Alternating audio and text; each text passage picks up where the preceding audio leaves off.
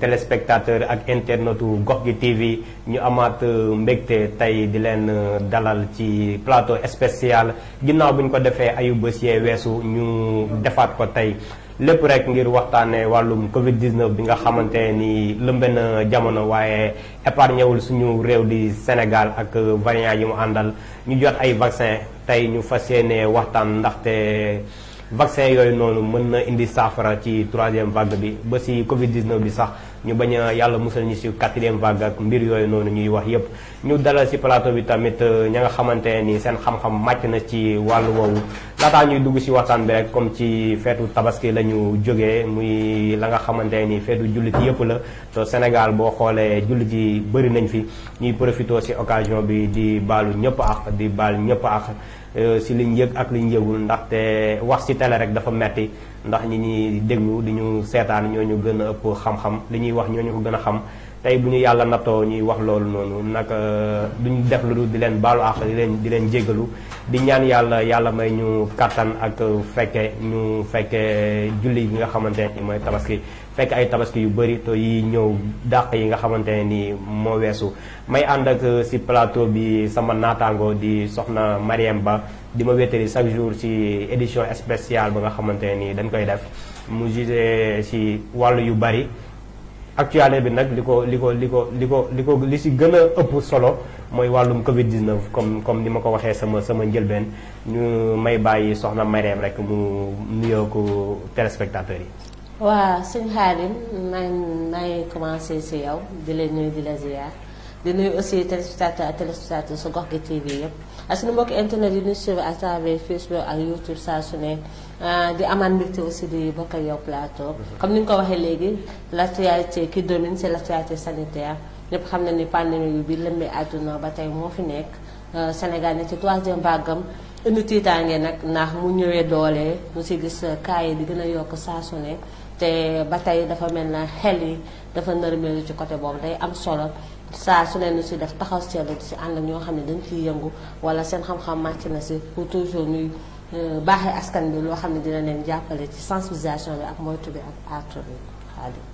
si loolu nga xamante ni wax nga ko fi nga daaneel say kàddu mooy ñi nga xamante ni seen xam-xam màcc na ci wàllu woowu ñuy yëngu si loolu depuis ba pandémie bi tàmbalee ba léegi ñuy dalal si suñu plateau monsieur Adjouma Ndiaye di acteur communautaire nekk tamit membre si comité de santé poste de santé bu nekk ca Mbao Gare naka noonu di membre ci comité local riposte Covid-19 bi di vice-président tamit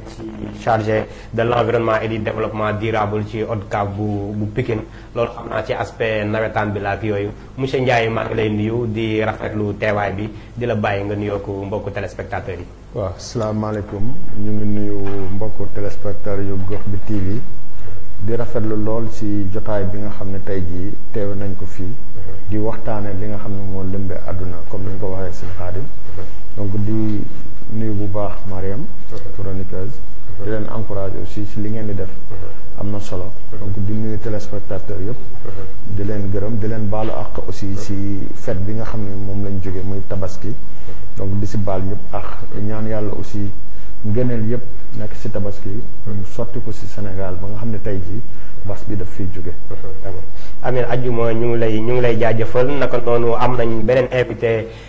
di wuyoo ci turu docteur Amadou Ba nekk chercheur en politique de santé et spécialiste en génie sanitaire moom nag dafa xaw a am tuuti retard mais mu ngi ci yoon bi bu ci yàlla àndee mu ngi ñëw dinañu dab ci biir waxtaan bi di wax rek comme monsieur Ba ñëwagul ñu wéyal waxtaan bi ak monsieur Adjouma Ndiaye le temps que suñu invité di ñu rejoindre ci plateau bi en tant que acteur communautaire ñuy wax 3e vague fii ci Covid 19 ñu gis seen engagement ak seen détermination ci première vague bi ci 2e vague bi askan bi may leen nopp ndax yéen leen gën a jege ci 3e vague bi nii fan ngeen toll ci sensibilisation yi ak waxtaan ak wàllu askan bi ngir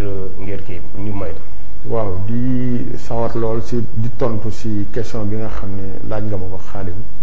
mooy ko wax nga ko sànq mooy que ci première vague bi gisoon nañ taxawaay bi nga xam ne askan bi je dirais taxaw nañ ko pour xeex mbas mi donc à travers ay communication à travers ay sensibilisation à travers ay dons ay distribution de masques yi nga xam ni tey ji askan bi daan na ko def si gox yi nga xam ne fa lañ dëkk donc ñun en tant que relais communautaire en tant que aussi ay mouvement associatif donc ñu amoon benn rôle bu déterminant boo xam ne doo joué nañ ko si rôle bi donc le rôle c'était quoi c'était que ñun en tant que acteur gën a jege askan bi ñu fexe ba nga xam ne message yi nga xam mu ngi jóge ci kaw di wàcc ba ñëw ci askan bi ñun ñu jël ko tas ko ci biir dëkk bi donc c'était ça notre mission en première donc et je pense que waxuma réussir woon nañ ko de mais am na lu bëri loo xam ni xëy na dem na réer ci bopp nit ñi donc entre guillemets scientifique yi doon ko wax wala médecin yi doon ko wax xëy na ñenn ñi di ko gëm wala ñàkk ko bañ a gëm ñun en tant que relais communautaire bi ñu jëlee relais yi di wax xëy na am na beneen touche boo xam ni am na ko ci xeex bi donc du coup gis nañ am na changement de comportement bi nga xam ne sénégalais yi amoon nañ ko bi nga xam ne relais yi parce que tout au début je rappelle dañuy waxoon ne toog leen seen kër donc ñun ñi en tant que mouvement nawetaan je rappelle bi ñu Matar Ba invité le président de l'ONCAV donc da ko waxoon ne ko toog leen seen kër mais bi ñu demee ba ci digg bi ñu gis ne toog bi du arrangé ñun en tant que mouvement nawetaan ñu jub donc def nawetaan Covid et j'ai eu la chance en tant que président de la zone 14 à recevoir le lancement donc de nawetaan Covid au niveau du département de Pikine donc mu nekkoon challenge bu mag ñun en tant que jeune je pense que Khadim yow ci dëkk bi nga dëkk xam nga bu baax li may wax nii donc ñu joué ci benn rôle bu am solo ci première vague bi deuxième vague bi ñëw aussi bon xëy na c'était je dirais pas moins grave mais quand même amoon nañ benn taxawaay bi mais troisième vague bi nag dafa am neneen lu mu ñëwee lu mu ñëwee mooy dañ doon wax naan mag ñi tey jii c'est les jeunes donc ñun en tant que jeune je pense que message bi ñu doon véhiculer c'est bien mais am na beneen forme de message boo xam ne tey jii ñun ci loolu lañ bëgg yee askan bi tey ñoo xam ni feebar bi nekkatul woon rek ci mag ñi mais tey jii ñu ngi laal xale yi ñun en tant que jeune en tant que mouvement associatif donc am na benn rôle boo xam ne war nañ ko mën a jouer ci jeunesse bi yépp laay wax de manière globale ci lan mooy nañu changer comportement yi tey jii je pense que je prends en témoin beaucoup de Sénégalais dañ doon wax naan duñu vacciné wu tey jii boo demee ci poste de santé yi nga dem ci district yi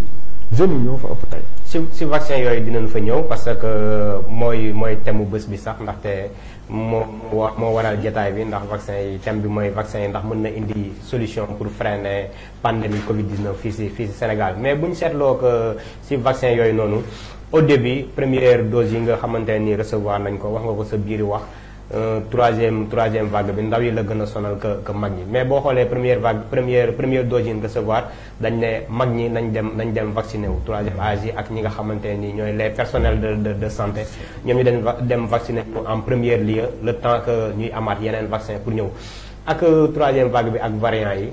je pense que ni loolu moo tax mu gën a sonal ndaw yi parce que ñoom jotuñu jël seen dose de vaccin par rapport ak sensibilisation fan ngeen ci sensibiliser ndaw ñi pour ñu dem jël seen dose de vaccination. waaw Khadim loolu dañ ci gërëm bu baax le médecin chef du district de en tout cas fi ñu nekk ñun au niveau du départ de l'arrondissement de Thiaroye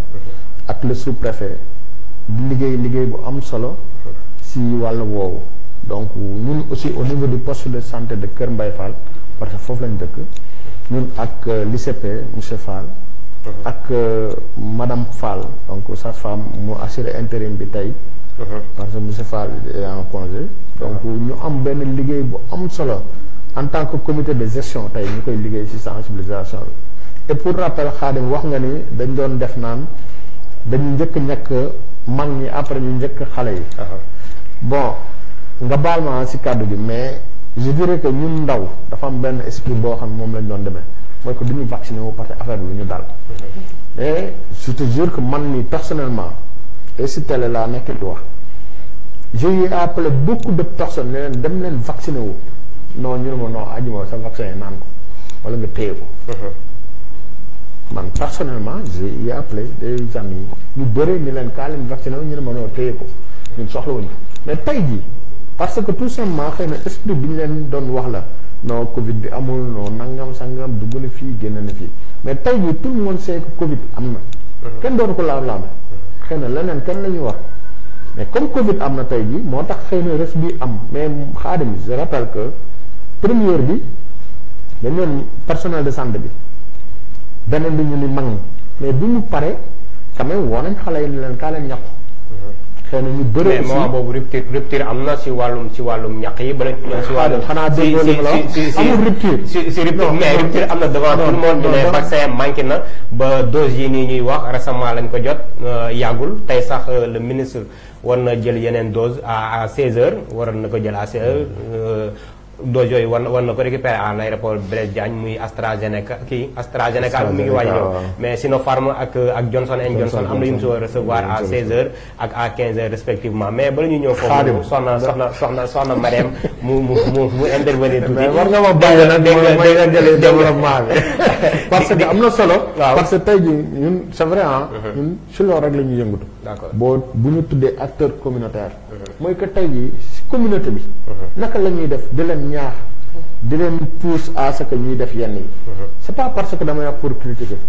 mais damay wax pour tey jii ñu am benn prise de conscience boo xam ne moo ñuy permettre suba bu lenn li amatee c'est-à-dire dootuñu toogati di xaar naan est-ce que moom la baax naag baaxul. man en toute honnêteté je dis que Sénégal ñëpp ñu ngi may déglu ci télé laay wax encore une fois. je dis à sama koñ man je veux être le cobaye. tey jii ñàkk bi buy rey man na ma rey man kese. mais je suis le premier bi nga xam ne tey jii je parle aussi sur le compte de monsieur Fall. qui est mon ICP chaque jour dama ko doon woo. ma ne ko ñun acteurs communautaires ñun ñoo war a njëkk a ñàkk parce que ñun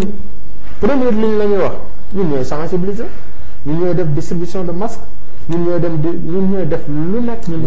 vous êtes les premiers à exposer quoi après les docteurs. non pas après je dis avant les docteurs sax pour man les acteurs communautaires ñoom ñoo njëkk exposé wu. d'accord parce que tey jii ki sibiru non doo des fois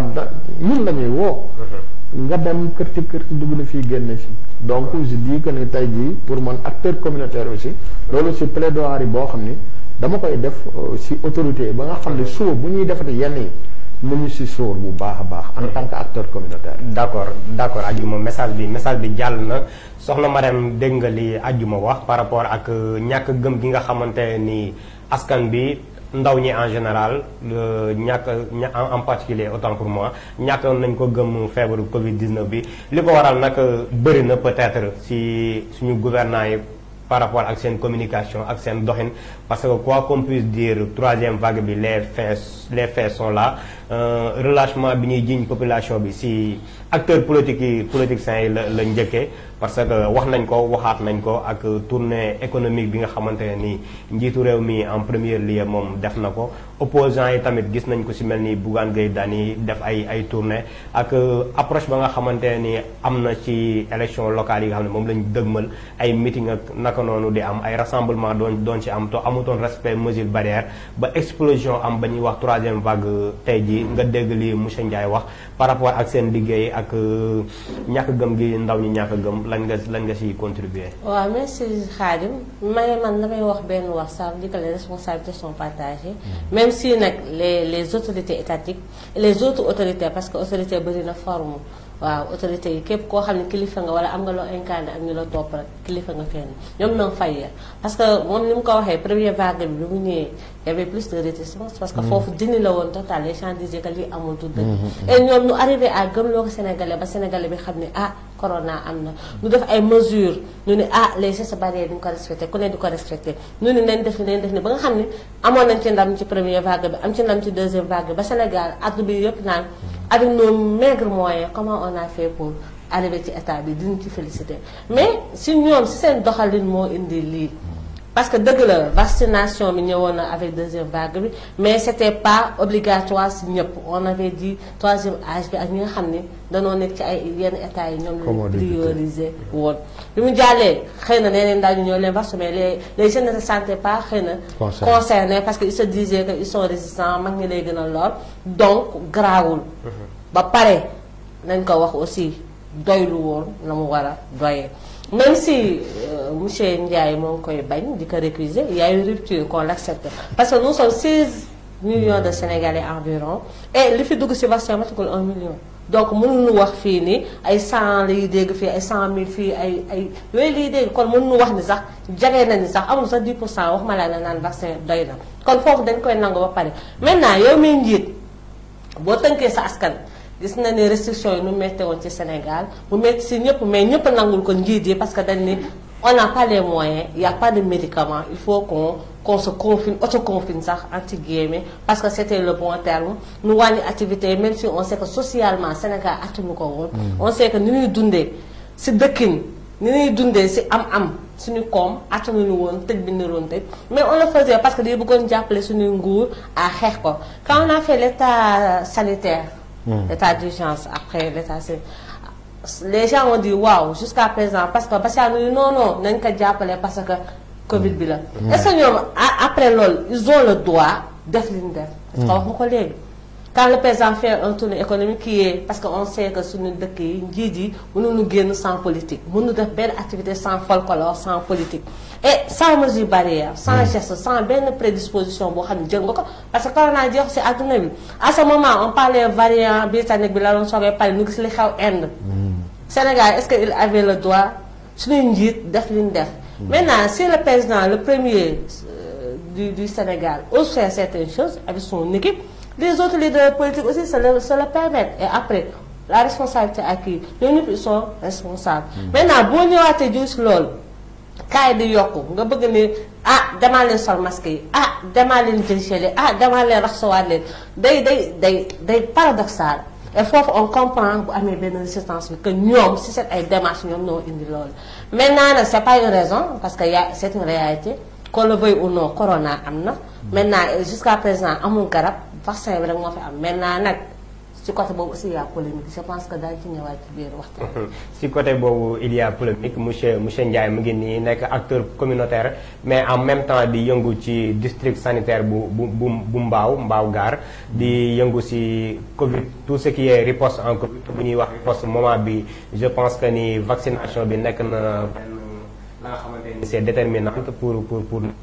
askan bi jël ko par rapport ak sensibilisation pour ñi dem vacciner ju en masse fan ngeen ci toll au niveau de la commune de Mbao. waaw bon di wax ni xëy na côté boobu fi mu ci toll je pense que am na ay résultats yu positif parce que 2 jours yi ñu jugee muy lundi ak mardi tey donc y avait le grand rush au niveau du poste de santé de Mbao Gare donc nit ñëpp je dirais askan bi yëpp surtout les jeunes nag ñoo ñëwoon ñàkku si loolu moo ñu xawoon gën a jaaxal sax ñun parce que bu ñu gisee jeunes yi dem foofu bay xëccoo place ay kii on est très satisfait de la communication qu'on avait fait en prélude c'est-à-dire le dimanche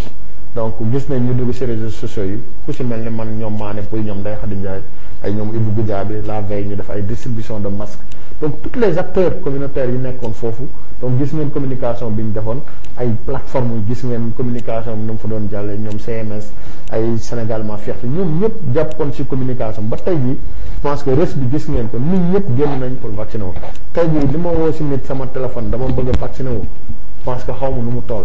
loolu ce qui veut dire que ni tey jii madame mu ngi koy wax sànq Marème c'est vrai xëy na am na fu état bi fay de mais quand même tey jii nit ñi jël nañ affaire bi parce que boo demee ba tey jii di am problème mu ay ñaata nit nga war a vacciner wu par jour parce que on avait des difficultés du ma la ko nëbb pour vacciner 10 personnes c'est tout à fait un problème mais maintenant tu peux avoir plus de 1000 personnes à la fois ñu ñëw pour bëgg vacciner wu donc xëy na foofu lañ ci toll tey jii ci vaccination beneen bi wax nga ko sànq ñun ay relais communautaire lañ donc li ñuy def mooy fexe ba li nga xam ne mooy jóge ci kaw di wàcc ci suuf ñu fexe ba askan bi gën ko ñëwal gën ko téye moo tax tey ji lépp li nga xam ne rek état da koy def muy ay mesures muy ay méthode wala affaire yooyu donc bu koy def ñun dañuy fexe ba askan bi jëm ko téye xëy na nag duñ dugg ci ay détails ay état def na lii état def na ñun lan mooy suñu yitte mooy na askan bi bañ a loru ñun en tant que acteur communautaire loolu la maintenant nag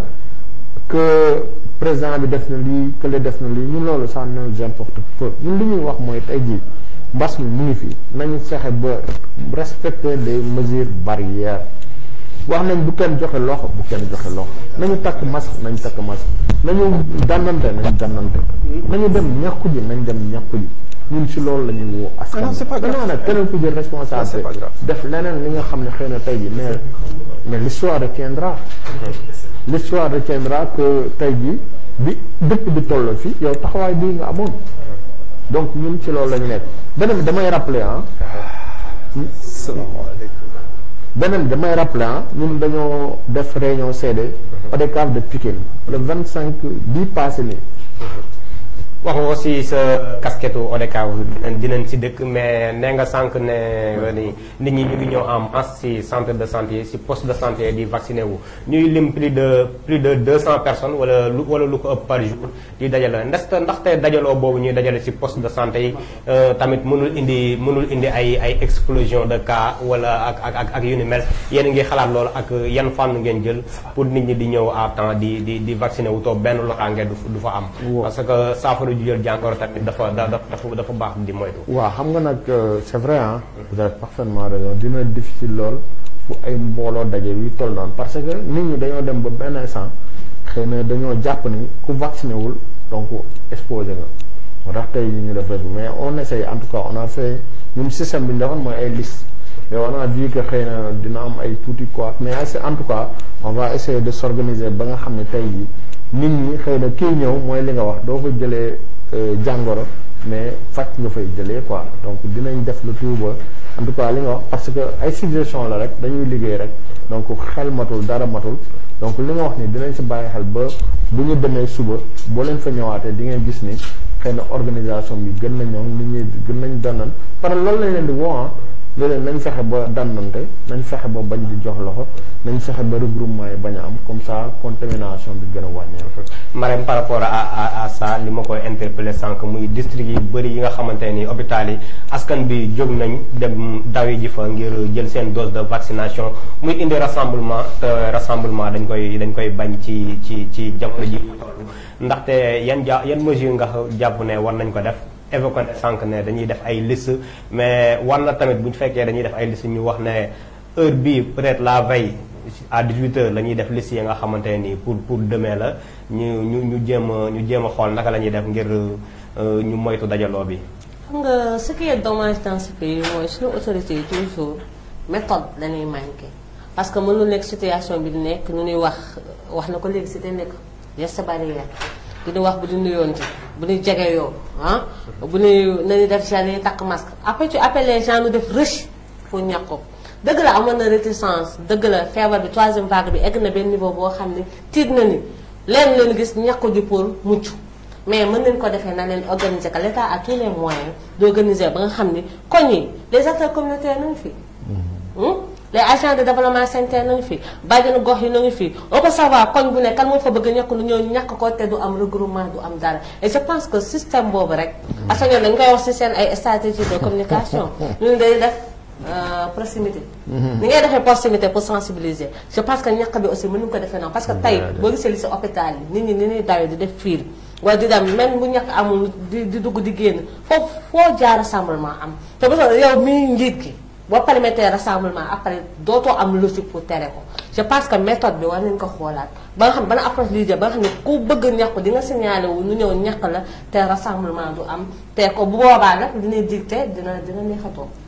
comme ni nga ko waxee suñu nga xamante ni mooy suñu ñaareelu invité yegsi na ci plateau bi amoon tuuti jafe-jafe retard li ko waral mooy embouteillage ak lu ni mel ñuy fàttali thème bi rek mooy face au nouveau défi nouveau variant yi ndax vaccin mën na nekk solution ngir pandémie bi troisième vague bi ñuy wax ñu mujj ci askanu Sénégal mujj ci monsieur docteur Amadou Ba nekk chercheur en politique de santé des spécialistes en génie sanitaire ñu ngi lay nuyu di la dalal ak jàmm ci plateau bi di la jégalu tamit ci kii beek yooyu noonu di la bàyyi nga nuyoo ko mbokku téléspectateurs yi ñuy seetaan à travers Gox-Ji TV. man maay jégalu parce que man maa tardé waroon naa jël sama motukaay yépp pour teel a ñëw parce que télé ay waxtu la ay heure la donc soo jëlee engagement da nga ko war a respecter ci kaw loolu damay jégalu téléspectateurs yi jégalu également yéen ñëpp remercier également féliciter mon co-débatteur monsieur Ndiaye li jiitu mooy thème bi dafa am thème boo xam ne bi dafa am solo mais il faut ñu xoolaat li jiitu dañuy naan variant bi tur bi ci boppam war nañ ko xoolaat ñu ne vaccination le processus ak la pertinence yëpp war nañ ko xoolaat xam nga su fekkente ne ñu ngi wax ay variant ñu ngi nelawloo ay nit parce que variant du dara lu dul benn ci aspect doomu jàngoro bi c'est-à-dire doomu jàngoro bi la d'abord mu am ay xeet bu nekk nu nekku variant la te soo xoolee soo demee ci dictionnaire sax variant amu fa far variété moo fa am bi nu ko nee variant nu tuddee ko delta tuddee ko alpha tuddee ko oméga dem ba ay lepsilon xam nga lu tax nu tuddee ko loolu organisation mondiale dafa ne fa nga xamante ni fekk nan fa variant bi bëgguñu ko stigmatiser bëgguñu jël turu dëkk bii di ko def maanaam ay di ko Afrique du def Sud ay Britannique Chine yooyu noonu Grande-Bretagne ak yooyu nu bëgg nëbb yooyu tuddee ko ay variant mais nag heureusement bi ñu ko tuddee variant dañu war a xool nag na nga xamante ni nu ngi koy xeex mbas mi fii beneen bi mooy xeexunu feebar mais mbas la ñuy xeex su ne mbas ci tubaab mooy épidémie xeexu épidémie nag du xeexu feebar foofu nag la suñu gouvernement yi lajjee complètement par rapport ak li nga wax lax nga jàpp ne moom lañu waroon a taxawoo ngir xeex mbas mi véritablement. waaw foofu laa jëm xam nga su ne xeex mbas du xeex feebar partout ci ay plateau dama ne su ne mbas rek ne nañ épidémie su ne épidémie rek c'est une chaîne de transmission te xoolal épidémie bi mu commencé ba léegi ba mu nekk pandémie mais déggu leen fenn fu ñuy wax virus rek ak variant la ñuy wax mais amul fenn foo leen déggee nu ne réservoir de virus wala nu ne sax vecteur de transmission ci épidémie la nekk su ne épidémie c'est une chaîne de transmission qui va de la source à l'embouchure embouchure bi fii mooy hôpital fa nga xam ni foofu la ndox mi yëpp di sottee ko moom lañ tuddi exutoire mais naka ngay amee cours d'eau buy continuer di dem source bi tëjuñu ko nga ne hôpital bi du fees nit ce n'est pas possible donc l'embouchure sera toujours mouillée tant que le cours d'eau est là et le cours d'eau va couler tant que la source est là donc xeex bi naka la xeex du dem ay hôpital di joxe ay lal wala di joxe ay respirateur wala di joxe ceci mais au début gis nañu état mesures yi ñu jëloon daanaka adduna bi yëpp moom lañ jëloon muy restriction yi nga xamante ne ni am na couvre-feu état d'urgence sanitaire yi nga xamante ne ni jot nañ ko def par rapport ak yow loolu noonu. c'est là où encore les raisons de l'échec même de la prise en charge de l'épidémie au Sénégal gis nga matière d'épidémie amul copie-coller xam nga lu ngi doon wax variant léegi mais variant du dara lu dul un germe infectieux bu adapté wu à un environnement par rapport à une situation climatique germe bi day dund comme ni ngay dundee day dund na parce que c'est un être vivant être vivant nag il faut mu am lu mu lekk il faut mu am fu mu noyyi donc cadre de vie am daf cay adapté wu su fa adapté wu par exemple le chinois il n'a pas les mêmes caractéristiques que l'africain suñ fa demee dañuy adapté wu l'européen également la même chose il y a les blancs il y a les jaunes et il y a les noirs germes infectieux également être vivant noonu la mel day adapté wu à son environnement c'est-à-dire su jógee Europe mu ñëw fii ci Sénégal wala mu ñëw ci Afrique day adapté wu ci environnement wu kii bi léegi nag il faut nga faagaagal ko pour xeex épidémie mais tant que moom yaa ngi koy bàyyi muy doxantu feebar bi day continuer de law rek da ngay continuer rek di faj te dafa am ñoo xam ne seen xam-xam dafa màcc ci affaire wër-gu-yaram et également là il faut faire la dissocier entre la santé et la maladie ici c'est pas la maladie qui est un problème mais c'est la santé des populations qui est problème su ñëwee nag mu adapté wu à notre environnement mais danoo war a seet quelles sont les causes favorisantes maanaam lan mooy la nga xamante ne nii moom tooke bi bëgg ba mën ci dund mais su fekkente ne amul ces causes favorisantes day dee su dee multiplier wul mais yow di nga mën a dund ci environnement bi ça veut dire que l'environnement n'est pas pollué par le virus et su fekkente ne nee na nan takk ay masque takk nan bu ñuy nuyantewul nañuy raxas sunu loxo ak gel la nu ngi koy raxas nañu observer la distance physique nu ngi koy observer et le germe mu ngi dund ba léegi mu ngi dund te à une vitesse extraordinaire de reproduction. nga jàpp ne vaccin bi nga xamante ne ñii ñu ngi koy wax wala vaccin yi ñuy wax sax ndaxte du benn vaccin yi bëri nañ est-ce que loolu mënul nekk saafara mais le temps que ñuy ngay répondre si loolu rek soxna Marème dégg nga docteur di mu jot a intervenir par rapport ak mutation bi nga xamante ne nii virus bi da koy def à travers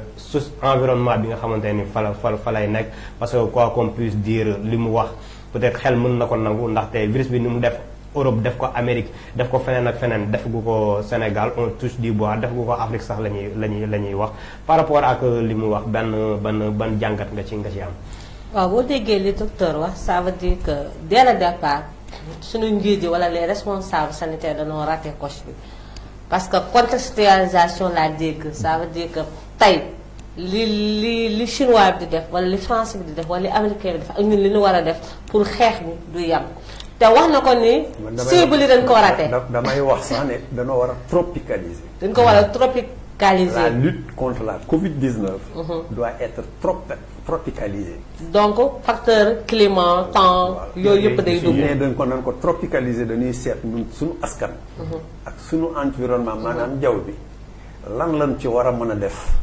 ba faagaagal germe infectieux bi c'est-à-dire que germe infectieux bi su jógee bitim réew ñëw fii du mën a dund su mënul dund nag day dee mais nun nu am suñu jàmm yaram mais tant que le germe là attaqué wuñ ko mais dañu naan rek nan ko moytu. mais loolu c'est plus scientifique que politique scientifique yi c'est là où nag mon fils je vais vous dire c'est là où on a raté le coche dès le départ. C'est-à-dire qu'on a adopté une très mauvaise stratégie dès le départ continu. Je disais. La stratégie internationale bi fi nekkoon. bi ñu tëral rek boo xoolee si tënk ñu ñëpp. parce que je vous ai dit et je l'ai toujours répété et partout qu'il faut rompre la chaîne de transmission. Et faire en sorte que on dompte le kon cible bu ma la déggee baax mooy cible ñun bi ñuy topp ak cible bi ñu war a topp moo yemul. cible bi benn la mooy le germe infectieux faire en sorte que nous diminuer les incidences mais nag c'est la stratégie qui n'est pas c'est-à-dire pexe ba nga xamante ni bi moom la ñu war a jël pour faagaagal doomu jàngoro bi wàññi feebar bi mais moom la nga xamee dañ koo raté xoolal vous avez parlé de politisation mais c'est ce qui a été fait dès le départ je n'ai rien contre le ministre de la Santé mais dafa yaakaaroon ne rek comme Eva Marie Coll Seck réussir na à dompter Ebola en un temps record mais moom it waroon na mën a taxaw alors wax yooyu gaa ñi xeex feebar bi mu dem il s'est trompé fàttaliku leen pendant une durée moom ku xamul dara ci wërgu-yaram xamul sax lan mooy microbe mais moom moo doon taxaw ci rajo bi ak télé bi mais di wax loo xamul mais dinañ la wax looloo xamante ne lii. mais ñëpp xam nañu ne suñu ministre yi am équipe technique boo xam ne ay borom xam-xam la fay nekk. c'est là moom lépp lu mu wax rek dañ ko jox. c'est là où encore on a raté le coche. mais qui était autour du ministre. on a benn infectiologue ça c'est le médical. mooy ki ñuy wax Moussa Seydi il était bel et bien à sa place. moom dañu ki day feebar ñëw mu faj. il était bel et bien à sa place. mais est-ce que sentir ngeen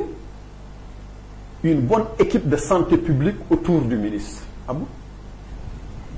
bañ nañ ko ba ki nga xamante ne kii moo yore woon communication bi il n'est pas de la prévention c'est un médecin clinicien pur et dur clinicien mooy kuy faj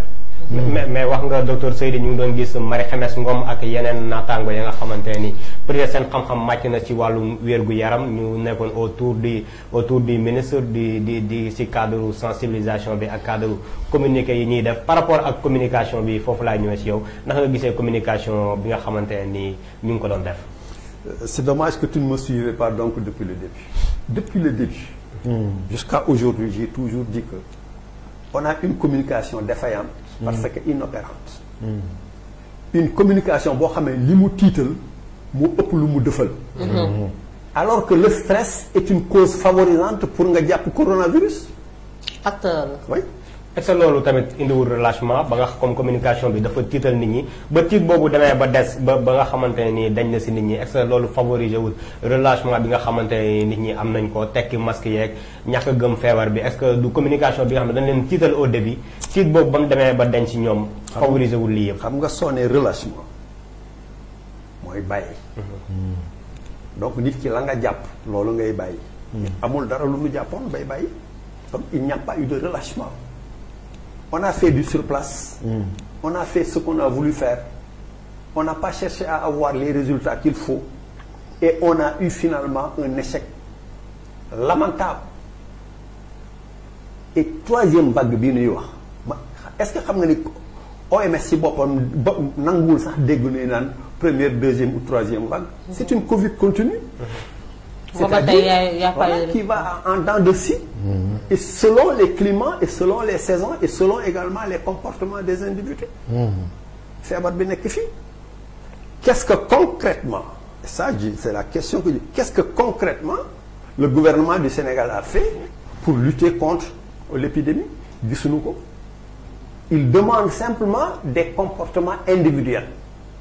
Donc il nous demande nous autres de prendre des comportements ya nga xamante ne yi sensibilisation, ensuite de traitement physique de maanaam lutte contre les germes infectieux mais en même temps lutter contre les vecteurs animés. D'accord monsieur Ba monsieur Ndiaye dégg nga li docteur wax par rapport ak lutte bi nga xamante ni wala xeex bi nga xamante ni waroon nañ ko def réellement par rapport ak germe bi ñu rey ko dès le début xool nuñ koy rey mais dafa mel ni nguur gi dañuy jàngal nu ñuy moytoo par rapport ak ñoom nañ leen war a def ba faagaagal virus bi ba nga xamante ni dinañ mën a continuer suñ si jàmm ak salaam ban jàngat nga def si propos yi mu wax. Vraiment di saluer pertinence ou intervention monsieur Ba docteur donc vraiment jàng naa si lu bëri par rapport ak parce que ñun c'est ça en réalité un acteur communautaire mooy que da ngay jàng chaque jour te li mu fi wax tey jii du leen loo xam ne mën nañ ko fi teg mais ñun c'est-à-dire dafa am loo xam ne dañu ko jàngal en tant que relais communautaire mooy que stratégie de communication bi nga xam ne nguur gi jox nañu ko en tout cas suñu tutelle ñun si loolu rek lañ mën a topp. mais gis ngeen aussi bi ñu demee ba ci biir feebar bi mu gën a tar ils ont changé plusieurs fois la communication ak stratégie bi parce que tout simplement ñun ñëpp bon du ma ne dañu ci écarté woon de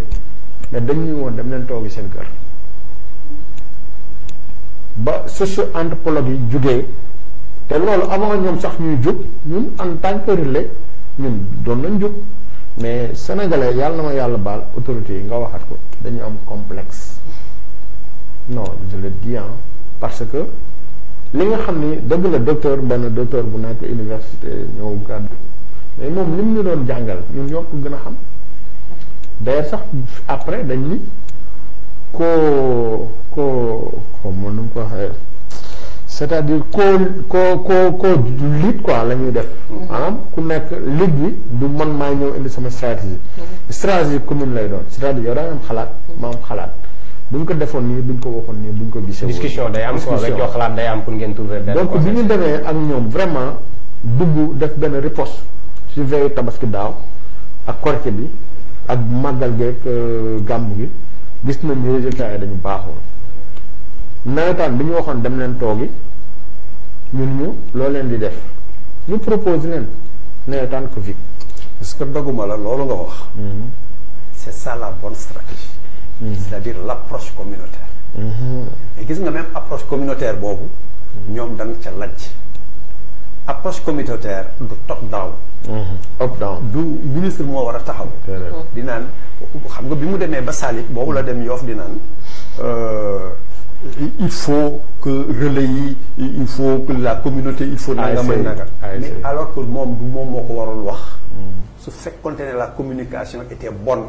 dafa waroon am une réaction spontanée de la communauté portait maintenant le combat. docteur ñun en tant que relais ñun on avait proposé teg suñu comité de veille. voilà ñun lan la ñuy apporter. doo dem leen toog yi parce que bëgguñu ko génn bëgguñu ko toog loolu la ñu waxoon. ñu dem nawetaan ñun ñu noonu nawetaan dem leen toog li may wax voilà sous le contrôle du président mais bi ñu jugee ñun gis nañu résultat yi maa ngi koy wax sànq kii Khadim ma ne ko ñun suñu réunion le 25 bii passé le président de l'ODCAV Amadou Sy a suggéré à ce que jour bi moo tax sànq nga ni gars yi ñoom ñoo ko proposé. association des ma ne la non ñun suñu réunion. je parle sous le contrôle du CD de l'ODCAV ñun on a dit que ku ñàkkuwul doo am licence. c'est proposition la woon bu ñu defoon. waaw mais bu ñu gisee gars yi génne ko on a dit que mais dañ si adapté wu. et damay bañ a dévoiler secret. mais ñun suñu tirage yii di ñëw nii. dañoo bëgg que jour même dirigeant bii ñëw pour fekkee tirage bi mais boo ñàkkul indi sa carnet de vaccination doo dugg. d'accord ci loolu président ajjuma dinañ si ñëw monsieur Ba jàpp nga ne fi ñu toll nii vaccin mën na indi saafara ci xeexu mbas mi. gis nga pour wax dëgg encore.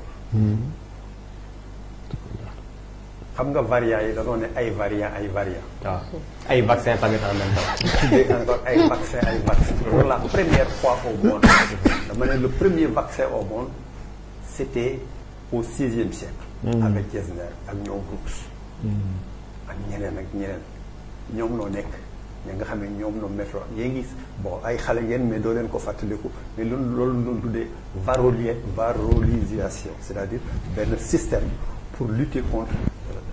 la variole benn feebar la woon boo xam ne bi dafa génnoon au 16e siècle. teg ci ay mooy ay la peste ak yeneen feebar ba bi gën a jege mooy la tuberculose. xam ngeen ne tuberculose dafa am lu ñuy wax intradermoréaction IDR. parce que simplement doomu jàngorowu tuberculose bi dafa xaw a nuroo ak doomu jàngoro Covid-19 bi. ñu am également la même région ba nga xamante ne bi moom la ñuy attaqué c'est-à-dire les poumons ay saxat ak yooyu. ñu génne également les mêmes signes associés à la grippe. tu as vu mais pour autant la tuberculose n'a qu'un seul vaccin. te bala nu laa vacciner également déglu bu baax li ma la bala nu laa vacciner également dana lay defal benn test IDR. lan mooy test IDR c'est vérifier d'abord est-ce que ton organisme n'est pas en contact avec les germes. donc c'est un préalable le test. c'est un préalable et pourtant ñun avec la Covid defuñu préalable te virus bi jógee te ñun ñëpp nous sommes des porteurs asymptomatiques. ñun ñëpp nous sommes des porteurs. léegi nag sa germe nekkee ci sa biir yaram. ñu ne léegi na nga ñëw nga vacciné wu. mais lan mooy vaccin. vaccin c'est pas un produit médical. le médicament c'est un produit chimique. mais le vaccin c'est pas un produit chimique. mais c'est le germe lui-même. la ñuy faagaagal wàññi dooleem wala nu rey ko wala nu jël lu ñu lu mel ni doomu jàngoro nu uniréculer ko. moom la ñu tuddee antigène. antigène bi su duggee ci sa biir yaram sa yaram jéem a défendre créer ay soldats yooyu moom la ñu tuddee les anticorps. ñu mën a xeex ak anticorps yooyu taxaw bés bu germe bi duggee ci sa yaram mu faagaagal ko mais léegi nag yow suñu duggalee ci sa yaram ay antigène maanaam doomu jàngoro yi fekk doomu jàngoro yi mu ngi foofu est-ce que yaram bi du gën a dee. day gën a lor. su ma déggee Marème su ma déggee. je termine est-ce que donc doomu jàngoro bi nu dugal ci yaram bi te mu amoon ay jàngoro est-ce que du kii da koy faagagal daf koy wàjji doole. moo tax nag ci tuberculose. maanaam loolu ñu tuddee ba le bacille de Koch. le BCG dan la koy inoculer mu nekk benn primo-vaccin c'est la protection. rappel bi mooy le maintien de la protection su fekkente ne une semaine plus tard am moo gaañu c'est-à-dire amul pustule wala yu mel noonu ci sa loxo bi bu boobaa nu ne yow mi nekk goo en contact avec le germe bu boobaa nag nu ñàkk la boobu lan lay ñàkk après le test. Mais maintenant que nous avons vécu avec le germe qui est ambiant, qui est un peu partout, qui n'a pas été éliminé, nous sommes des porteurs asymptomatiques. Nous sommes des porteurs potentiels. Mais sur le ñàkkee musiba am de. mais est-ce que urgence bi tamit waralul loolu. gis nga vaccin yaa ngi fàttaliku daaw bi ñuy naan vaccin bi génn na. coow amoon na ci parce que pour créer un vaccin il faut au moins une durée d'à peu près 10 ans ça c'est un. beneen bi il faut nga am une autorisation ba nga xamante ne bi organisation mondiale de la santé moo koy kii à la suite de plusieurs tests ay tests humains ay tests animaux ay tests de laboratoire ba nga am autorisation maintenant de kii su ñëwee ci sa biir dëkk également sa direction bi ñuy wax direction de la pharmacie et des médicaments defal la benn autorisation de mise sur le marché AME. Donc il n'y a pas de précipitation, il n'y a pas d'empressement en matière de vaccination. C'est un produit boo xam ne scientifiquement dañ ko war a étudier parce que day dugg ci yaram te su fajul faagaagal. Donc on doit faire beaucoup attention. Par rapport à Marème par rapport ak docteur li mu wax sànq ñu siy déduire rek ne que waroon nañ def ay études te vaccin bi bala ñu koy def jox kenn dose bi war nañ ko xool saytu yaramam ba xam ndax doomu jàngoro bi mu ngi si moom wala nekkul si moom waaye dañuy gis ne ku ñëw dañ lay jox vaccin par rapport ak li mu wax. waaw li docteur wax moom mooy justifier polémique bi am depuis le début vaccin bi parce que gis nañu bi ñu nee vaccin am na. Première réaction mooy àdduna bi presque li si ëpp dañ ne vacciné wuñu parce que xam nañ ni ci benn at mënoo ci am vaccin que vaccin comme ni ko docteur waxee léegi processus la minimum 10 ans ak la cay topp ba pare le test et ça revient parce que test boobu moo tax tey immunité bi kon ça veut dire que tey jii li tax ñuy wax problème d'immunité et d'efficacité du vaccin c'est parce que test bi du am au préalable ba ñu xam ràññeet la wala war nga ko jël wala waroo ko jël donc tout ce polémique bi am ci vaccin donc ça se justifie avec li docteur wax et c'est acceptable parce que ñun ñëpp ku nekk xale te mu am maintenant 2 motifs de douter. benn motif bi mooy danoo ne benn feebar plusieurs vaccins. vaccin bu nekk ak laboratoire am. laboratoire yi ñan noo leen yoon c'est des hommes d'affaires. Des hommes d'affaires qui viennent s'immiscer dans la médecine. di naan sama bos moo gën sa bos moo gën. nuy naan benn dose doy na ñaari dose doy na ñetti dose doy na donc des polémiques en pagaille. nu jógee maintenant ci. pour yow jàpp ne corona bi da si am ñi ngeen xam ay hommes d'affaires yu ci. une certitude. et c'est la théorie depuis le début hein. Une certitude mooy que la Covid-19 existe. Une certitude c'est que le coronavirus est le responsable de la Covid-19. Mais nag scientifique yi ñu teg de côté. jël ay politiciens ak des hommes d'affaires teg leen au devant ñooñu rek nooy wax dem bay traumatiser nit ñi. moo tax nag nit ñi il faut ñu am ci xel ñaar.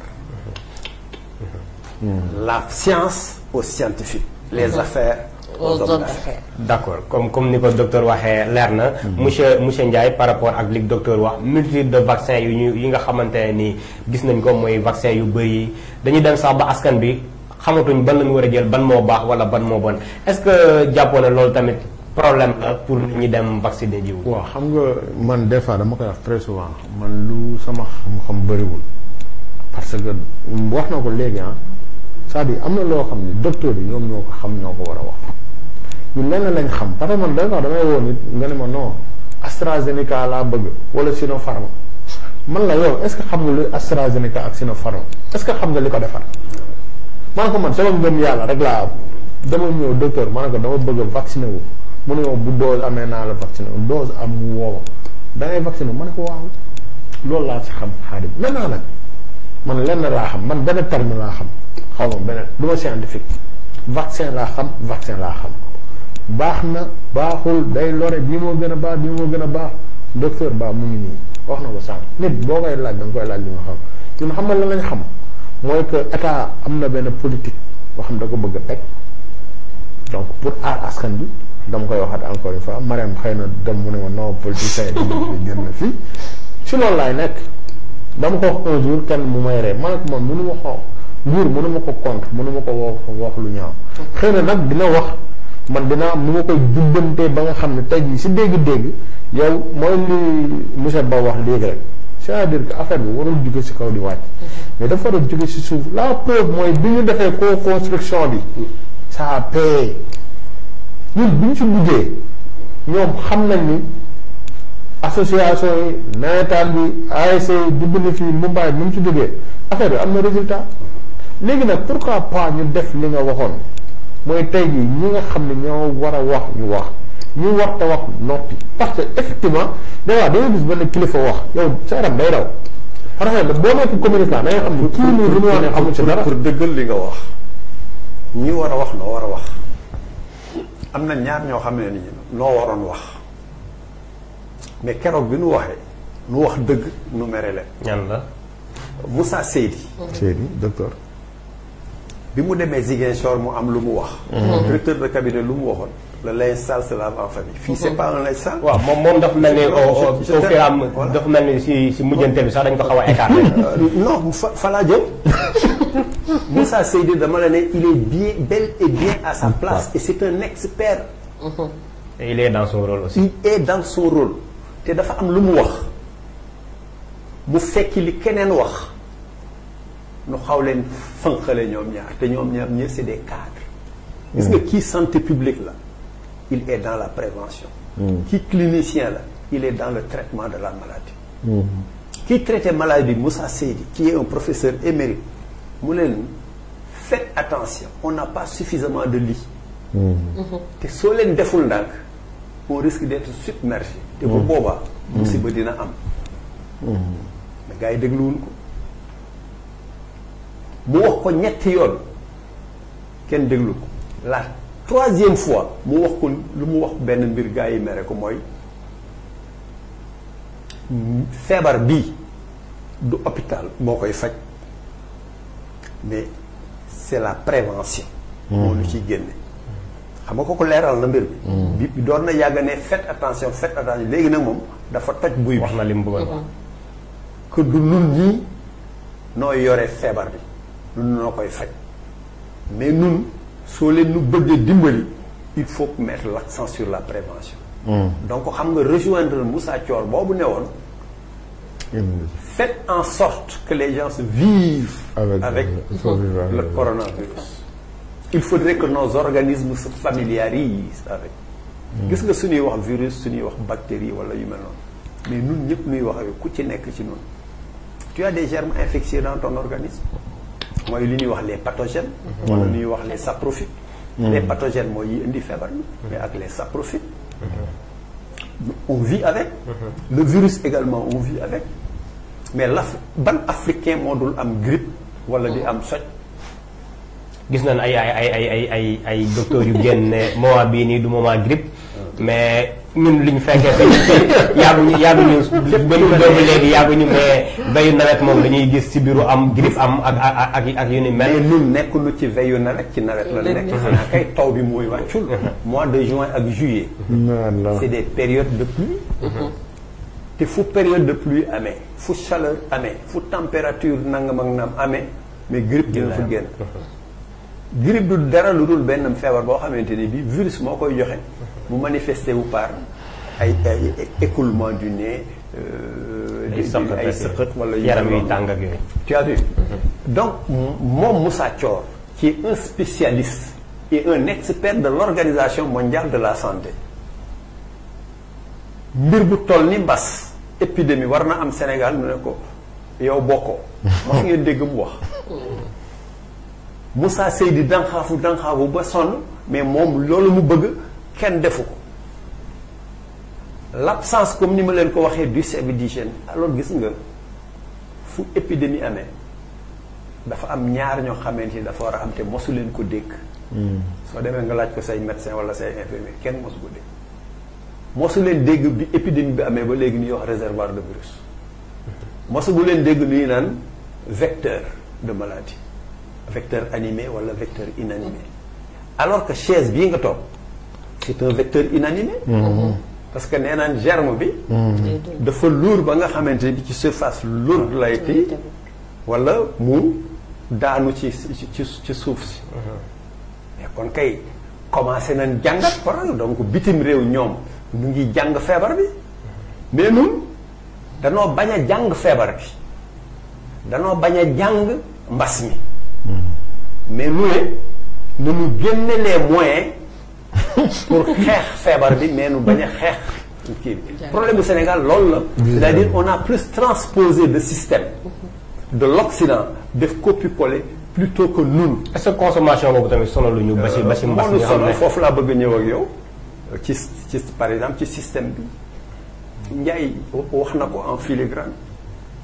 la science aux scientifiques mais pourquoi Sénégal bon sang bi kii bi amee ba léegi comité de gestion rek ngay dégg comité de gestion national des endémies mais mos ngeen dégg fu nu waxee un comité scientifique d'orientation scientifique amul te ñaata experts en santé publique des vaccinologues des épidémiologistes wala des spécialistes en santé publique ou bien des spécialistes en génie sanitaire moo seen am Sénégal mos ngeen dégg kenn ci ñoom ko le comité scientifique n'existe pas on en parle souvent tu entends seen discours ñuy wax comité scientifique moo amul Sénégal je le dis haut et fort on n'a pas un code de santé publique au Sénégal je le dis haut et fort on n'a pas une politique de santé publique codifiée je le dis haut et fort on n'a que des plans on n'a que des programmes cela veut dire que au Sénégal gestion rek la ñu xam maanaam su xaalis bi di génnee rek foofu par rapport ak service d'hygiène seen rôle à moins que tàmbali woon nañ pomper marché yi di tëj mais ñu gis ne bi mbas mi wàññeekoo arrêté nañ loolu est-ce que loolu dañoo war a xaar mbas rek am ñuy tëj marché yi ñuy bañ a pomper marché yi parce que waroon nañ jël ay bés bu nekk à moins que ñu tëj marché bi pomper ko comme marché Sénégal yu si ëpp amul ay normes dem beeg dikk bi nu neex lañ leen mais xaaral mën naa wax aussi si service d'hygiène effectivement ñu ne am donné aussi parce que nit aussi da ngay wax dëgg te yàlla tax Babacar Diop mooy ki nekk arrondissement Thiaroye commandant ñun il a ñu formé si javelisant maanaam tey jii naka ngay def ba moom Babacar Diop ñaata agent la am bon xam nga loolu aussi du ma si xaw ma la koy wax mais xaw ma mais en tout cas ñun en tant que relais communautaire woon nañ ñu ni ñu au moins ñoom aussi ñu dugg mais aussi li nga wax dama koy dëgg laa xëy na waroon nañ gën a mën a jug ba jug jotee mais pas nga bàyyi ba affaire bi toll fenn fii nga doog a mais loolu lépp politique la pour man c'est-à-dire y a un manque de volonté politique de toi tey jii mënoo am ay agent wala nga mën a manqué ay agent mbas bu toll nii dëkk bi li fi nekk si ay nit mais priorité c'est ailleurs pour eux je suis d'accord ak yow tey jii waroon nañu prioriser yenn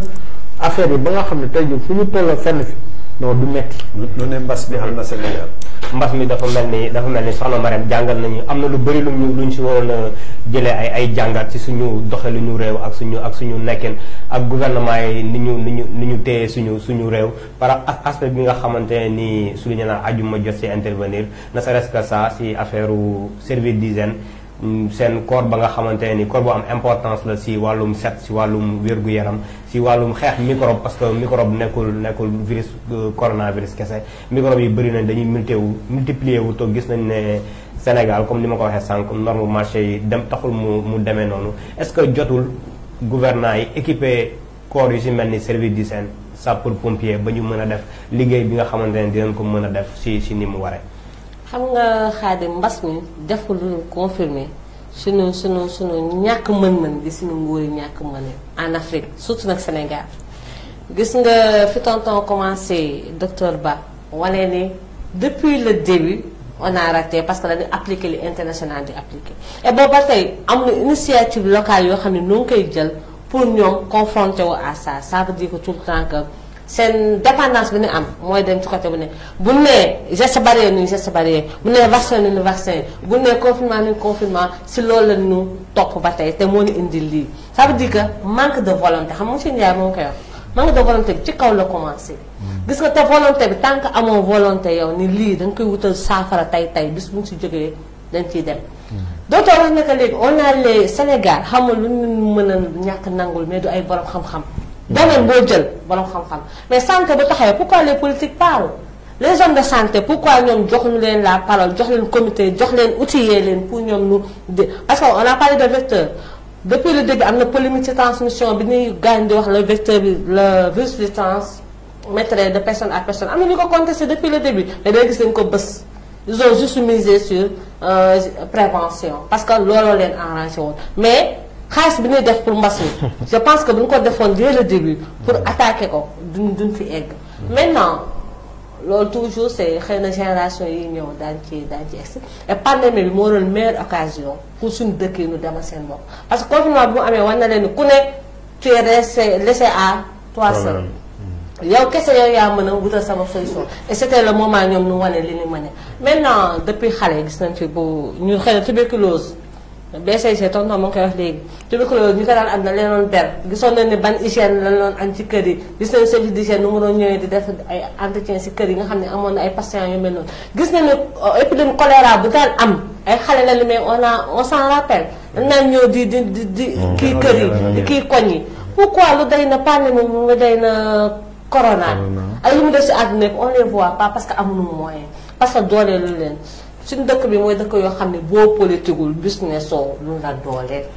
xamuñu luy santé publique xamuñu luy service public parce que ñoom askan bi nuy waxante dëgg ñoru leen au premier degré xam nga kenn lañ koy soxla bu ñu demee ci échéance kenn lañ koy soxla bu dara xewee mais seen santé seen wér-gu-yaram seen dundin du leen soxal moo tax nag lu day na service d'hygiène ak lu mu représenté muy marché yi muy bâtiment infrastructure yi nga xam ne ñëpp a fay dem muy sax yenn kër yi ak proximité bi ñuy dëkkee suñu kër yi on en a besoin pourquoi on les outille pas pourquoi du leen doole lu leen moo leen wane ne y a toujours problème.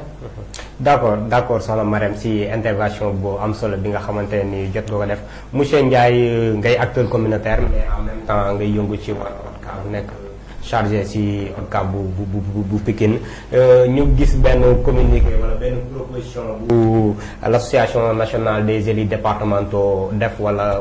wax muy que ni si wàllum nawetaan yi nga xamante ni moom la ñu nekk bala laataa ñu si def joueurs yi ak dirigeants yi ak ñi nga xamante ne sax dañuy ñëw seetaan si bala ñuy dugg ñu wane seen carnet de vaccination ngir mën a sensibiliser loolu ñu wax ko ngir que ñëpp dem ñàkku ji est-ce que communication boobu tamit jàpp nga ne yenu na maanaam ak fan ngeen ci toll. waaw donc di ñëwaat léegi si service d'hygiène wax ngeen ko sànq. parce que mooy li may wax rek ñun aussi bi ñu si tolloo entre nous je pense que bi ñuy préparer école yi Khadim vous êtes témoin ànd nañ ci ak service d'hygiène aussi c'est vrai amuñu ay moyens des fois ñun aussi dañ doon kolo pour jënd yenn matériel mais quand même service d'hygiène bu arrondissement Thiaroye gax ci ngaalama am na liggéey bu am solo boo xam ni ça je le dis et je parle si télé laay waxee y'a le sous-préfet ki ko doon coordonné docteur Diomboñ ak le commandant Babacar man mii j'étais point focal donc on a joué un rôle très important si marché yi si école yi donc fépp daan nañ fa yóbbu ay même mosquée yi biñ koy ubbi man j'étais témoin en tout cas doon naa leen yóbbu si yenn jàkk yi pour ñu pomper ko donc loolu aussi bon si tenait à seen matériel ñu ngi doon doy. bon. bu mu doy donc ñun mouvement nawetaan effectivement ñu ngi siy bàyyi xel bu baax parce que li ma la wax réunion bi passé suñu comité directeur bi passé le président de l'ODCAV Amadou Sy avait dit aux gens ñeen ñëwoon ci réunion boobu mais moom day proposer à ce que donc dirigeant bu nekk joueur bu nekk ku nekk ci mouvement nawetaan boo ko amul en tout cas ren doo nawetaan boo vacciné wul je pense que le lendemain bi ñu gisee ñu génnee ko ñun dañ kontaan tey sama président ORCAV wax na ko Arona Bathily ci benn télé de la place mu ni effectivement loolu proposition la boo xam ne tey jii yóbbu nañ ko ci fa mu gën a kawee maanaam ONCAV mu ngi ciy discuter le président Amadou Kane ak les autorités. est-ce que tamit mënu leen woon a bàyyi nit ñi ñu ñàkku ak seen propre gré gënt na rafet que ngeen def loolu. non gis nga xam na xeex surtout yaa polémique. non xam nga xeex am na fu muy toll aussi c'est-à-dire que dañuy wax nawetaan xam nga dañuy sànni xeex def leen fi dara football dem corona bi yéen a ko nar a indi affaire yooyu ñun aussi dañu bëgg indi suñu touche personnelle par rapport ak léegi mooy li ma la wax sànq ñun état fu muy toll ak ñun mooy que tey jii gis ngeen suñu ay match yu bëre parce que ñun aussi ñu ngi ci fédération sénégalaise de football donc match yu bëri gis ngeen week-end bi dañ ko annulé parce que tout simplement donc pour xeex mbas mi ñun aussi au niveau de l'ONCAV aussi donc ñu dans cette dynamique là ba nga xam ne dinañ en tout cas accompagner état ci politique bi nga xam ni xëy na mu ngi koy bëgg pour askan bi yëpp dem vacciné wu tey jii jour yi koo ni boo vacciné wu doo football mais c'est sûr que dina xoolaat boppam bu baax wax naa la sànq ni la ñun dañuy def suñu tirage des poules bii di ñëw en tout cas semaine bii di ñëw dañ ni en tout cas foofu noonu dinañ wan autorités yi ne leen c'est possible que on peut vivre comme ni ko tonton ba waxee avec le virus mais aussi tout en respectant les mesures barrières parce que dañ bëgg jour boobu kuy ñëw di nga raxasu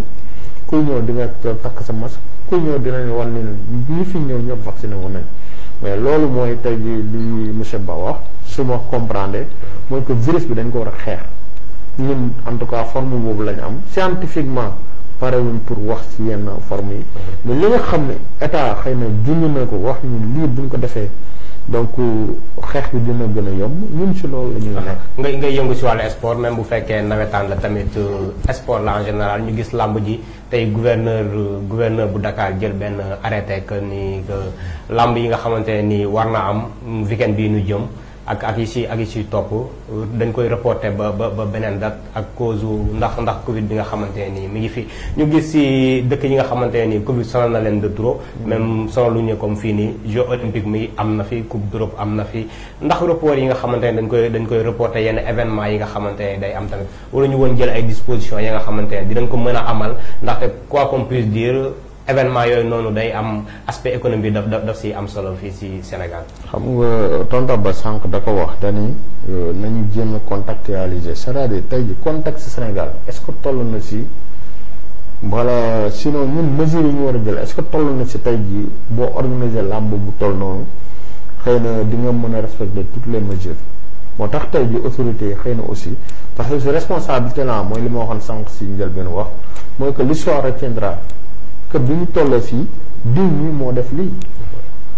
moo favoriser virus bi mu circuler. mais stade bu nekkee nombre de places nangam mënuñu ko xaaj ne autorisé nañ nombre bi dugg respect mesures barrières yi ñi si des peut-être pay-per-view bi ñuy wax ak yu ni mel. ngir yenn événement yi dugguma si fond pourquoi gouverneur interdire affaire bi mais chose bi tey jii lu ma mën a wax mooy tey jii pour nga respecter day difficile gis nañ ko si lu bëri. organisation man pas plus tard que tey jii organiser naa match mais pour nga respecter joueur bi day compliqué moo tax xëy na tey jii autorités yi aussi jël seen responsabilité wax ni nañu arrêté làmb jooju mais dama lay wax ne la tey jii ñun nawetaan li ñu bëgg mooy def nawetaan boo xam ni du am benn ngaañ ci askan bi moo tax tey jii mesures yi nga xam ni tey jii ONCAV dans les plus brefs délais dina leen gis ni ONCAV jur na pour xeex mbaa pourquoi jugaat nag parce que wax naa ko tout au début gis ngeen taxawaay bi ñu si amoon bi ñu waree joxe xaalis président Amadou Kane joxe ONCAV joxe na bi ñu waree di xeex yow Xaadim xam nga bu baax li mais au niveau de Mbao man corona lañ ne wooya parce que tous les jours damay stati sensibiliser wax nit ñi dem leen vacciner wax ni tous les jours donc boo leen sama sat depuis mbas mi commencé ba tey jii mosuma toog benn jour boo xam ne def na journal parce que tout simplement man dama jàpp ni man tey jii man maay corona donc man maa ko war a xeex man ëdd bi sama waa kër man maa njëkk auto confiné wu sama kër man sama appartement damay tëj man àjjuma man kese saa yu dund ko quoi. moo tax bi gars yi di wax auto confinement ñoom ñoo am problème mais man awma problème. d'accord parce que tout simplement doon naa ko dund ba tey jii dama si adapté ba nga xam ne awma problème. corona bi si tout ce qui est sensibilisation wax naa ko sànq bien vrai que état moom parfois ama gën a am mais quand même ñun nañ def suñu rôle rek. maintenant keneen ku war a def rôle defu ko loolu moom la engagé. mais ñun en tant que acteur communautaire lépp li nga xam ne état bi mu ngi koy soxla wala suñu district yi dañ koy soxla wala suñu autorité locale yi soxla nañ ko ñun dañ war a mën a taxaw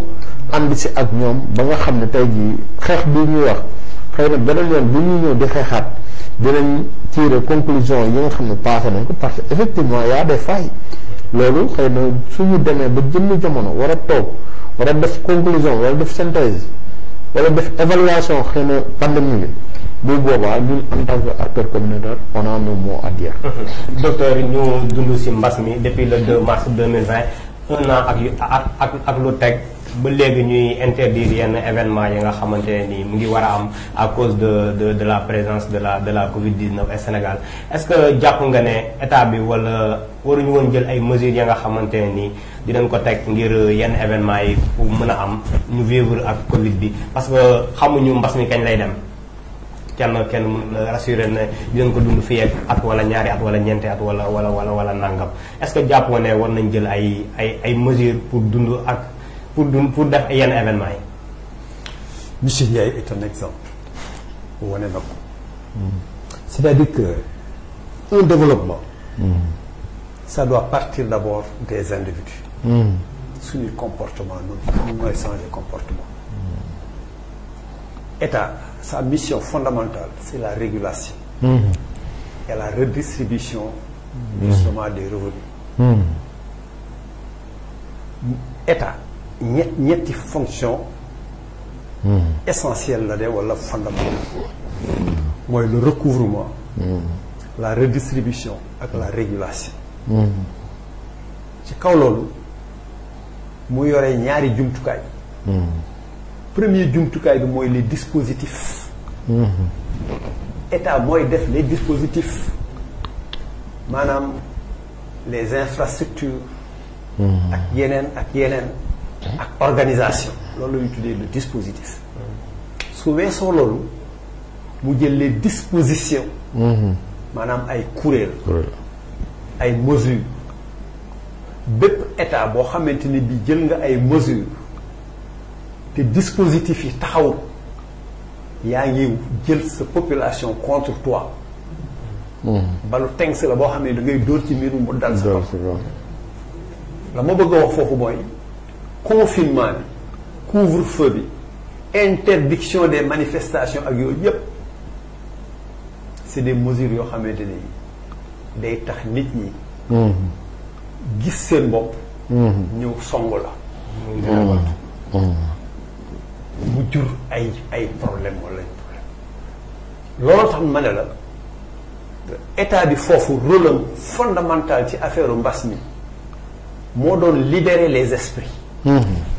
libérer esprit mooy expliquer nit ñi ba seen xel dal maanaam dalal mais pas tiital soo tiital lii nit ki xamoo fu muy dal mais su fekkente ne dalal nga xelam moom mooy xam fan lay jaar gis nga nous sommes dans une salle tout de suite su kenn nu jóge woon fële léegi rek am lu mu yuuxu ku ci nekk ci nun c'est le toy boy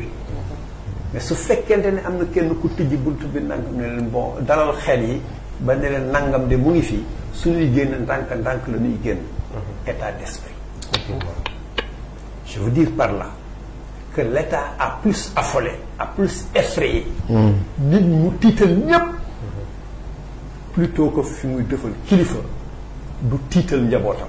mais daf koy defal jox ko maintenant communication ba nga xamante ni bi mucc ayib la xamal ko lan la war a def ak fan lay jaar par rapport ak événement yi nga xamante ni dañ koy reporter foofu lay dem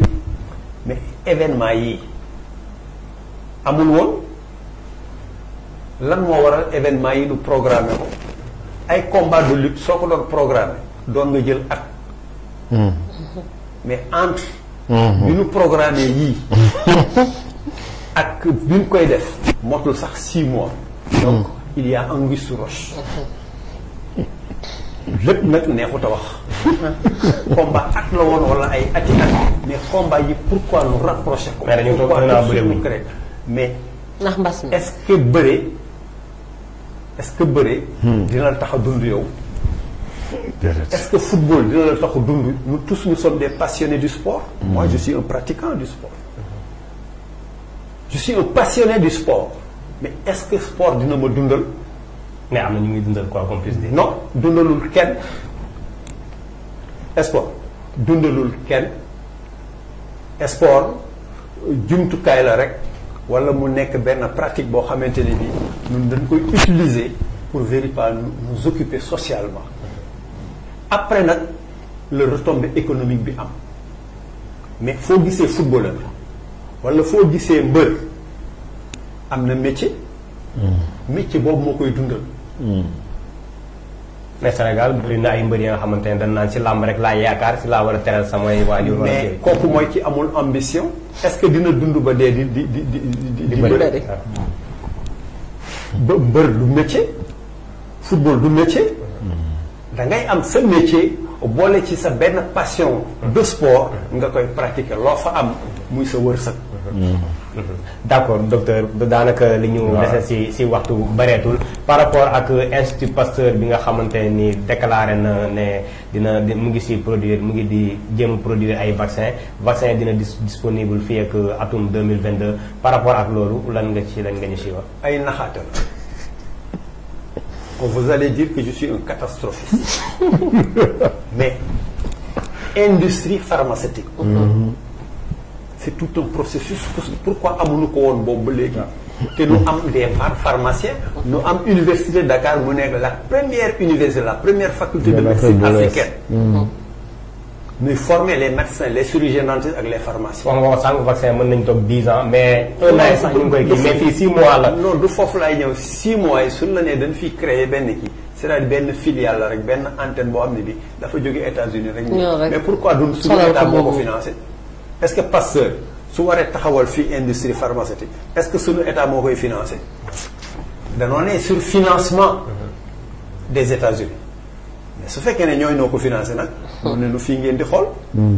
c'est clair. léegi su fekkee ne Institut Pasteur nee na mais ñeneen ñi def yeneen forme de vaccin yi nag on a plusieurs formes de vaccin. donc benn catégorie donc on va dañuy am benn catégorie de vaccin rek au Sénégal. parce que mënuñu am Pasteur di def fii ay vaccin muy dem di jéegaane yeneen vaccin est-ce que Pasteur pourra couvrir l'ensemble de la demande du Sénégal. c'est des points d'interrogation dama ne ay dóor lay nuróol plutôt que ay réalité. par rapport ak li docteur wax. waaw man je voulais juste ñëw ci aspect boobu parce que defar vaccin bi moom yaakaar naa ñëpp xam na ne ni ñu ko bëgg defee mënut a nekkee am na lu ci nekk loo xam ne nag quoi qu'on puisse dire on nous dit que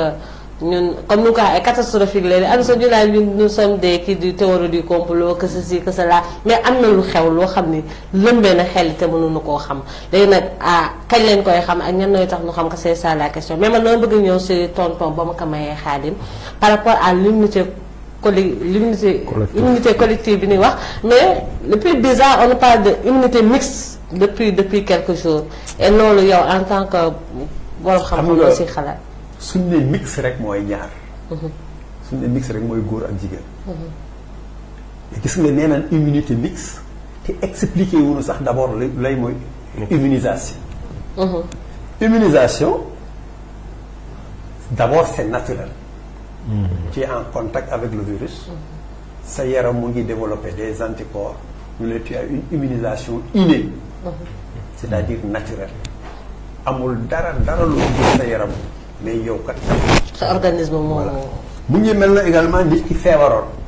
wér mais il est immunisé. nit ku feebar ci benn maladie infectieuse ba wér tu es immunisé. mais nag bés boo xamante ne bi sa organisme affaibliru na sa yaram sutante na da ngay développer feebar bi. même bu dee immunisé même si tu as l'immunité. c'est-à-dire tout ce qui agresse l'individu son organisme affaiblit ton organisme et quand les défenses de ton organisme sont faibles bonjour les dégâts parce que simplement le germe envahisseur day ëpp doole kooku mooy su dee vaccination la on t'a inoculé le germe atténué wala le cadavre du germe wala un germe analogue sa yaram développer des anticorps tu as ce qu'on appelle une immunisation acquise. Acquise. Qui répond au même Acquise, dispositif oui. que bële. xam nga kon quand tu vis avec le virus, tu développes une immunité, n'est-ce pas, naturelle. su fekkente ne da ngaa def vaccination bi, da ngay am également une immunité acquise. xam nga kuy ñaar yëpp nag soo ko associé muy immunité mixte. Immunisation mixte boobu nag c'est là maintenant où se trouve la catastrophe. muy nga am immunité naturelle ba pare ñu yokk ñu defal nga vaccin. mënul am. ñaari mënul de bokk. poser la question à n'importe quel scientifique, à n'importe quel médecin, dina la ne mais déjà quand tu surcharges ton organisme de germes infectieux. donc dañu waroon def test nit ki nga xamante ne nii war nañ ko vacciner dañ ko war a defal test au préalable ba xam ndax mu ngi ak doomu jàngoro bi ñoo déet. jox naa la l'exemple de la tuberculose.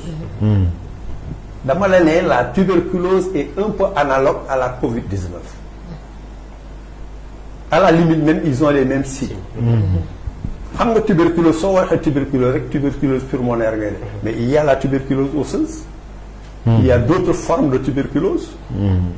yaa nga xam ne yëpp mu ngi ci benn nit ki la nekk. est-ce que comprendre nga la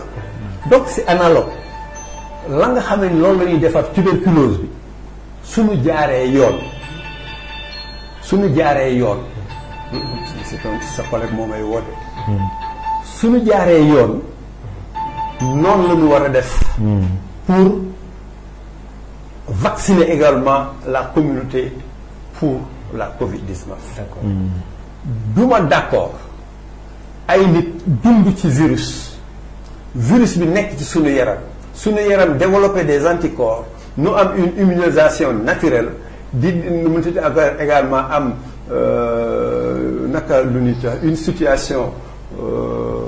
nu mu tudd je perds le asymptomatique, une situation asymptomatique ba pare mu ne encore nan la ñàkk pour renforcer ton organisme. Au contraire, da ngay renforcer le germe infectieux qui est déjà dans ton organisme. Et bon, en ce moment, c'est l'organisme qui s'affaiblit. D'accord, ñi ñuy xamal ne waxtu bi jeex na bañ jot a xabaabal tuuti rek monsieur Ndiaye par rapport ak li nga xamante ne nii wax nañ ko très rapidement si vaccin bi nga xamante ne nii Institut Pasteur wax na dinañ ko téye fii ak 2022. waaw xam nga man moom lépp loo xam ne acquis la dama koy rafetlu maintenant nag damay waxaat encore une fois am na loo xam ne ay responsabilité la c'est-à-dire état na jël ay responsabilité bu fekkee xam na ne xel na ne lii nii scientifiquement baaxul pour Sénégal noonu nañ ko fi teggi mais bu fekkee aussi Sénégal tey jii par man ak moom vraiment dama koy saluer tey jii bu ñu demee ba am kuy développer ay vaccin loolu moo gën tey jii rupture bi sànq yéen a ngi koy wax amaana bu ñu amee structure boo xam ne day développer ay vaccin mais loolu tey jii dootuñu ñàkkati vaccin donc mën naa ay akki moom vraiment dama koy saluer. dëgg la ñu bàyyi la nga tàggawaale foofu rek. waaw di leen féliciter aussi si débat yi vraiment Marème sànni xeer bi kon daal docteur vraiment aussi am na lu bëri loo xam ne dëgg la parce que aussi lii naa il faut ñu yee leen wax leen dëgg. c'est-à-dire Sénégal loolu mooy problème bi fii. jàkkaarloog askan bi wax leen ñu leen lii buy rey nga ne ko lii day rey buy gaañe nga ne ko day gaañe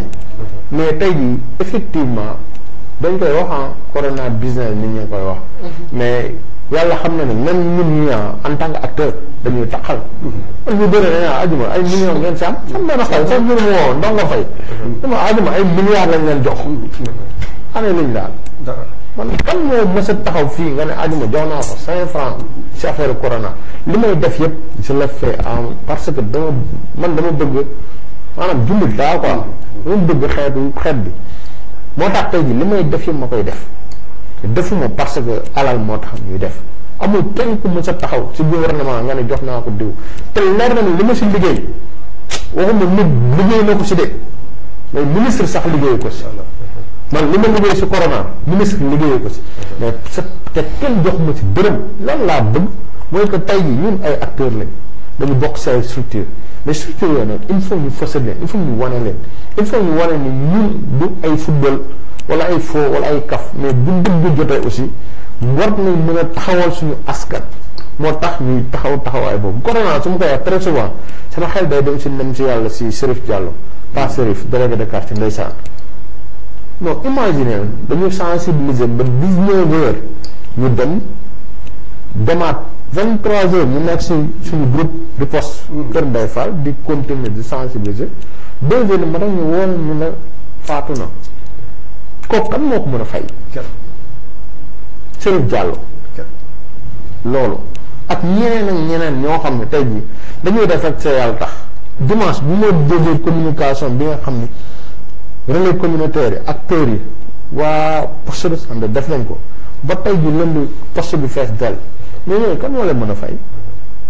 docteur yi si nekk di liggéey kan moo leen mën a fay donc li ñuy def mooy bëgg suñu réew dëkk bi li paa wax bu fekkee ku nekk jox na état li mu moom yow li nga moom nga def ko wax ko non dëkk bi kon kenn dootul wax di corona. d'accord merci Adjuma ñu lay jaajëfal di bàyyi docteur mu tàggatoo. waaw tàggatoo bi daal mooy remercier leen d'abord comme ni ko Ndiaye waxee. sant leen gërëm leen su fekkonte ne ñëpp def na ni ngeen di def. communication bi dina jaar yoon sensibilisation bi dina jaar yoon comportement yi dina positif feebar bi deltu ginnaaw. dama bëgg également publiquement remercier Ndiaye ci son engagement. Un agent communautaire dëgg mooy ku dul xaar dara ci réew mais tu es au service de la communauté.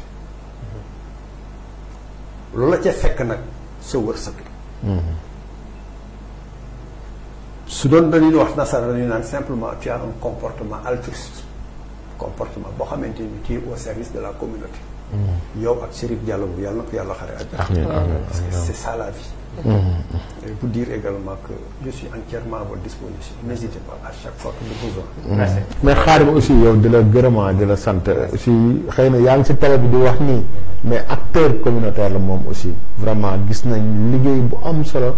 ñuy def au niveau de la communement di gërëm aussi Mamadou Sow tey jii bu nekkul woon man tey xëy na dinaa tardé comme c'est bon vraiment Mamadou Sow aw ma xayam quoi. d'accord merci Adjuma di remercier docteur tamit si disponibilité vraiment temps bi may ko mais def na lu nekk ngir ñëw si plateau bi génn xam-xamam partagé ko ak askan bi partagé ko ak sénégalais ak monde entier sax la ñuy wax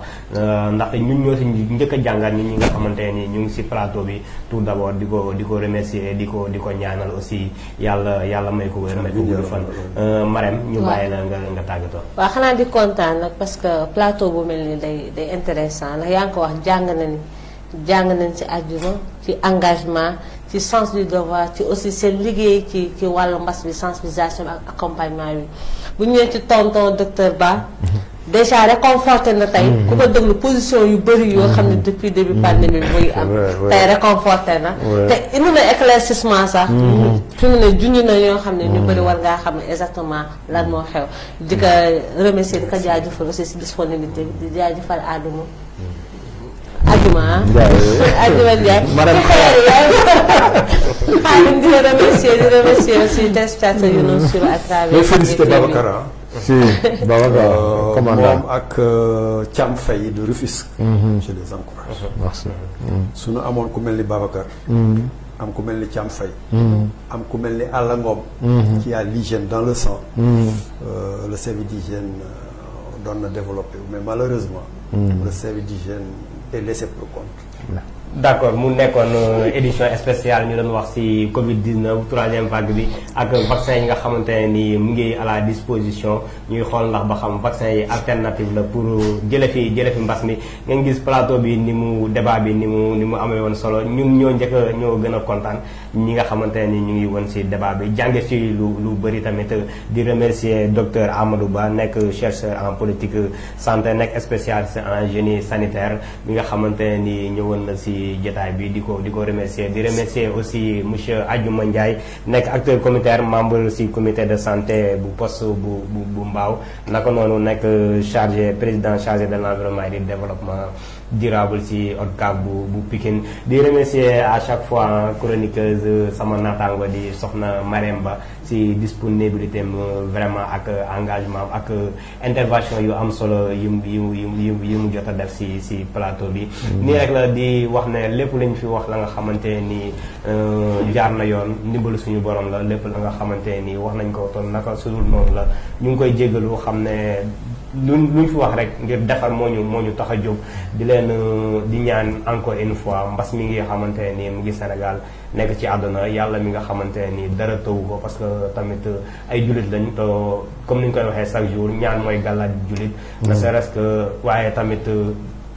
topp li nga xamante ni wala fàttal li nga xamante ni moom la ñu war a def scientifiquement ngir mujj ci tamit da ciy am solo mais di ñaan encore une fois yàlla dimbale ñu may ñu génn ñu ci mbas mi to may ñu fekkee ak tal may ñu gudd fan gën a